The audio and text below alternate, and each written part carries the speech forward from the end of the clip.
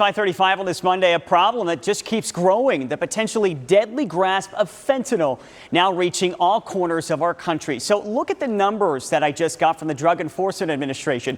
In 2022, agencies 59.6 million fentanyl pills and about 13,000 pounds of fentanyl powder. But if we look at so far what they've collected in 2023, look at these numbers: 62.4 million fentanyl pills, 9,700 pounds of fentanyl powder. And the year isn't even over yet. You can see we've already beat last year's total, at least when it comes to pills. So how do those numbers stack up locally? I went to Phoenix Police inside their crime lab to find out.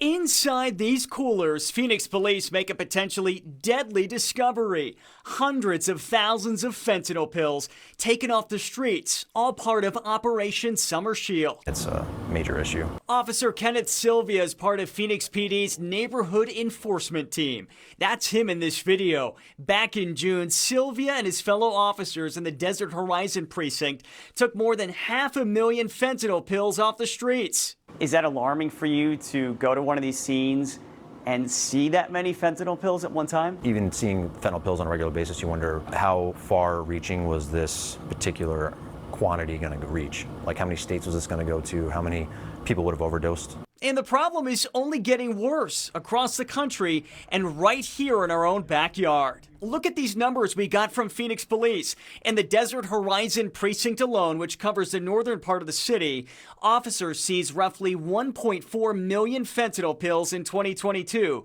But look at this year. By the end of August, officers in this part of town had already taken 1.9 million fentanyl pills off the streets. How concerning is that to you? It's very concerning. I think that, going back to what I said earlier, there's people from all walks of life, all ages, all ethnic backgrounds that are using fentanyl pills, and it's because of its abundance and its availability. I think that's the biggest thing that people don't understand is the amount of fentanyl that's out there. Especially in Arizona. Customs and Border Protection officials tell me the amount of fentanyl flowing across our southern border into Arizona continues to be a major issue. And it's not just in our border communities. Do you feel like Phoenix is essentially a hub for fentanyl? Yes, it's a nationwide problem that starts in Phoenix and goes out. And it's not just the sheer amount of fentanyl that's concerning. It's also how easy it is to smuggle. So I want to show you this. This is actually a bag of fentanyl pills that was confiscated just this week. I'm wearing gloves for my safety, and I'm also being supervised off camera by Phoenix Police. But look at this.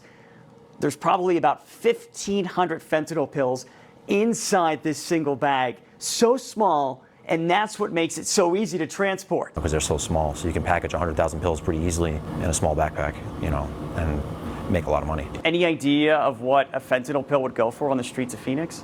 Right now, it's about $1. $1 a pill? $1 a pill. Wow. If you buy in like bulk amounts, so dealers that are trying to buy on social media, they can buy them for 30 cents down to, I've seen them as low as like 25 cents per pill. It's kind of like a warehouse club where if you buy in bulk, you get it for cheaper. Correct. You see the same thing with fentanyl? Yes, so that's why there's so much out there.